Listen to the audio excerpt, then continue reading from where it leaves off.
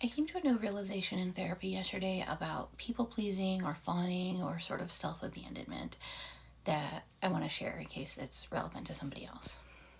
I've heard people on this app and elsewhere say before that if you're a people pleaser, first of all, you're not really pleasing anybody, and second of all, it's actually selfish or it's actually controlling. Things that I perceive as kind of trying to shame people pleasers into wanting to change. And I don't think that people pleasing is a great thing to do. So, like, I understand the idea of wanting to encourage those people to find healthier coping methods. But, like, shaming it or judging it has always kind of felt misguided to me. So, I guess part of the healing journey that I've been on is trying to work on people pleasing, but also trying to do so from like a nicer place than like, oh, I'm shitty for people pleasing, or like I'm trying to be nice to myself in the process of healing, I guess. And not to like toot my own horn too much, but I've made a lot of progress in a lot of little ways.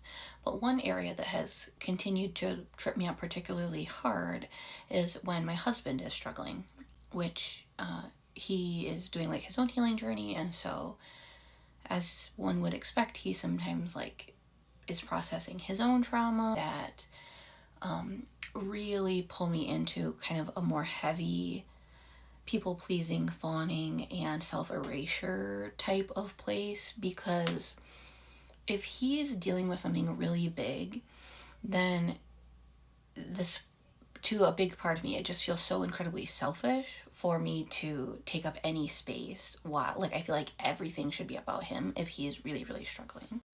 But a while back, probably, I don't know, 6 months ago, maybe, he had expressed to me that when he is struggling a lot with something, even though I am literally present, that he feels like he loses connection to me. And it actually like triggers his kind of like emotional abandonment wounds, which was really, eye-opening to me. Obviously, that's not at all what I am trying to do. I don't want him to feel abandoned at all. Like, I'm trying to do the opposite. I'm trying to be so present to him and so focused on him that I erase myself rather than him not having me either, if that makes sense. But anyway, since he had raised that several months ago, I've been trying to be more mindful of how emotionally present I am when he's struggling. But recently, he's been processing some trauma that I had an emotional experience with myself, even though it was something that happened before I ever knew him. Like, it happened when he was a kid. It's still, like, learning about it was still emotional for me because obviously, like, I love him, and so I love every version of him, even like the child versions of him that I never got to know. It still brings up feelings for me to hear some of what he went through sometimes. And as he was kind of talking to me about these traumas, like last week or something, I noticed in my head I kept thinking things like, what is the right thing to say, or what is the best thing to say, or what should I say? Which is very normal for me in situations like that, to like my mind to kind of be going like 100 miles an hour trying to find like the perfect thing to say, or as if there is such a thing, and like logically I know there's not. And then Monday he had a session with like an individual therapy session, but he asked me to sit in on it because it was going to be emotionally heavy. And then we have the same individual therapist.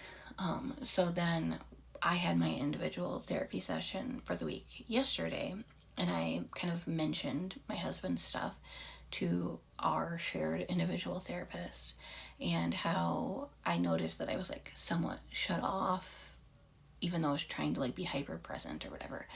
And they pointed out that in my husband's session that I sat in on, that they had noticed how like emotionally detached I seemed to them, and that they were glad that I had noticed that, and that I was like hyper analytical rather than having any like emotional presence. And they've also seen situations where I was having such like a heavy therapy session that I asked my husband to sit in.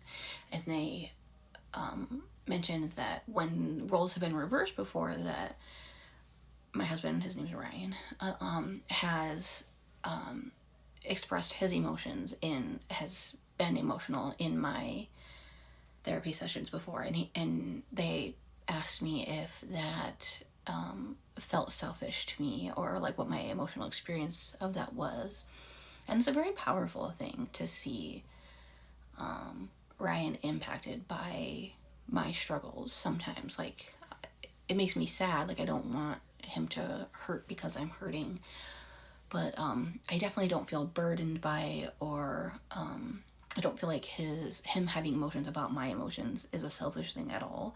And I think it provides a lot of connection, and I can feel really seen. And I think that my therapist like asked me that to like double check that I knew that it's not selfish. And part of what I said to them was, but I knew that, like, logically, I know that it might actually make him feel better if I am able to be really emotionally present and share my own emotions with him and let him see my emotional reactions to his pain. It's just that I feel so selfish when doing that it blocks me from doing that. But saying that out loud made me realize that it truly is selfish, in the sense that I know it would be better for him if I could be emotionally present and not emotionally repressed. But I'm so afraid of feeling selfish that that's the barrier.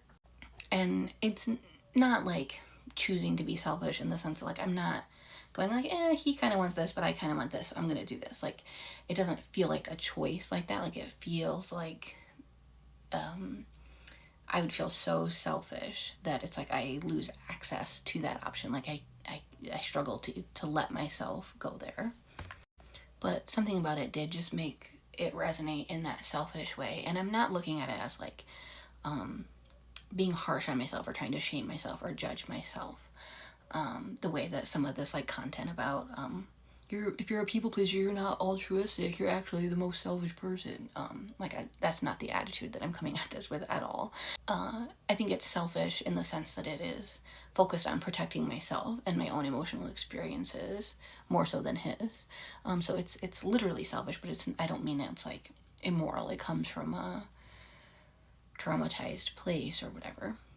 But also in seeing that, like, kind of the core fear around it is that it would be so selfish to have my own emotions in this situation where he's struggling with something, and how contradictory that is to the logic of the situation. Like, what's actually selfish is being so afraid of my own feelings of selfishness that I can't give him what he needs, which is for me to be emotionally present and emotionally available. I think that my tendency towards emotional repression or emotional suppression, I always forget the difference between the two, runs really, really deep and is like a really, really chronic coping method. I imagine it won't change overnight, but when my husband initially told me that he feels like I am not present when he's struggling, like, that was news to me at the time. Like, my perception was that I was very present. And again, like this week in my therapist sharing that I seemed emotionally detached to them during my husband's session was eye-opening to me. Like, I didn't perceive myself that way. So it's really good feedback.